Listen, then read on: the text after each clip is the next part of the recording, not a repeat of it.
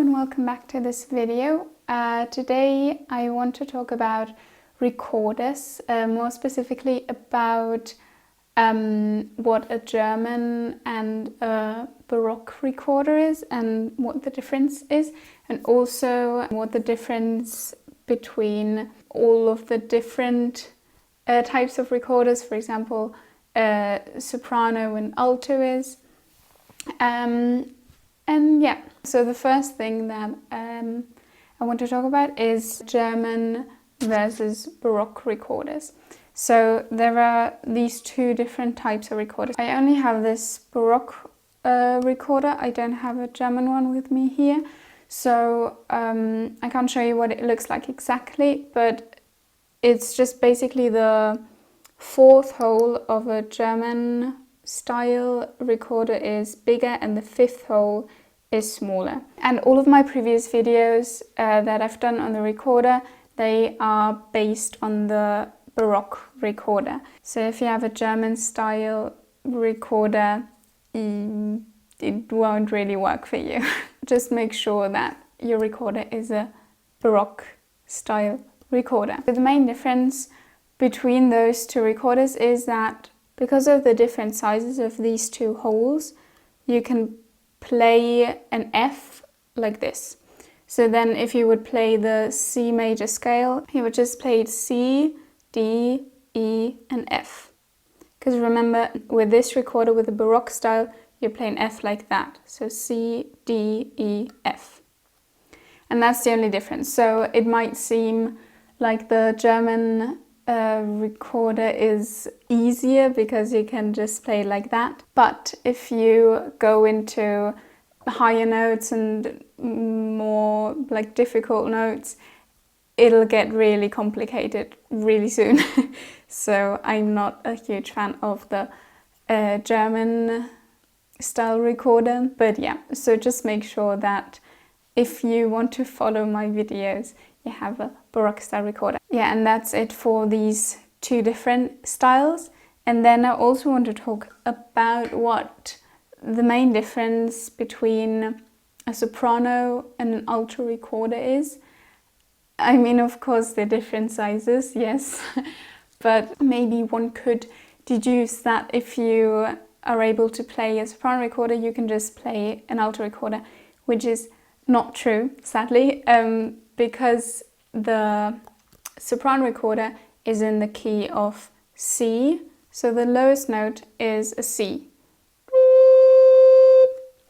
If you take the alto recorder, on the other hand, the lowest note is an F, so this one is in the key of F.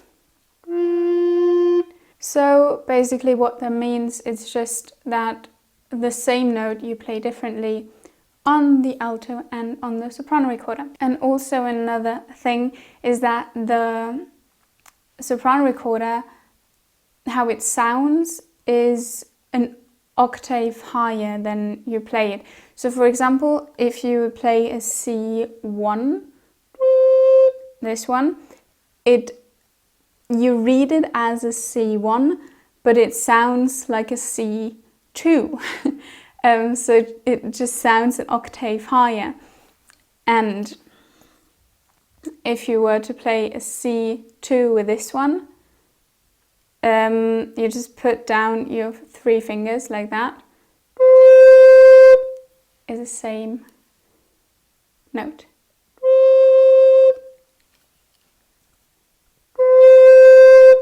Yeah, but this one, this C, this is a C2, so this one sounds exactly like you read it. But the good news is that when you've mastered how to play those two recorders, you can play pretty much all of the other recorders.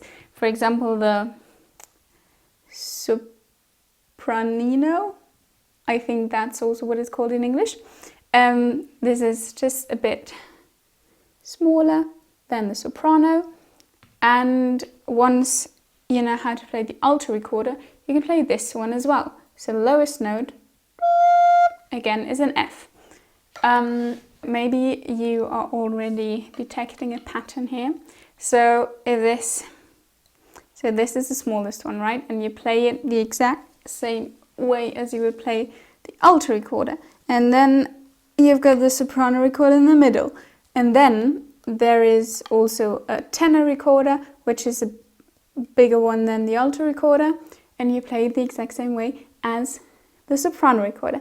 And then you've got a bass recorder, which you play the exact same way as the alto or the sopranino recorder. So you always play like these two the same way, and then these, they're imaginary recorders here now. So these two you also play the same. I hope that was somehow understandable.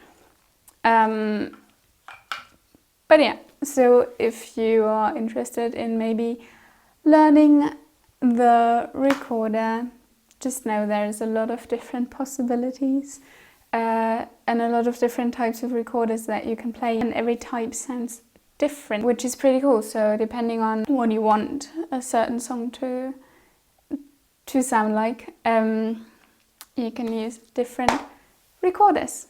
And also most people like the sound of the lower recorders better, for example the alto recorder, than the soprano or the sopranino, because it's so high and a lot of people don't like that.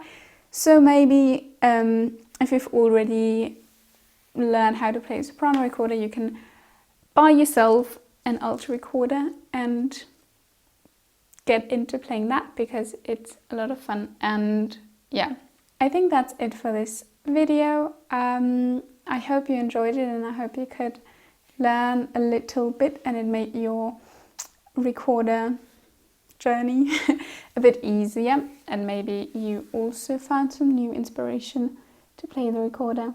And yeah, I will see you next time, maybe with another song or something more practical.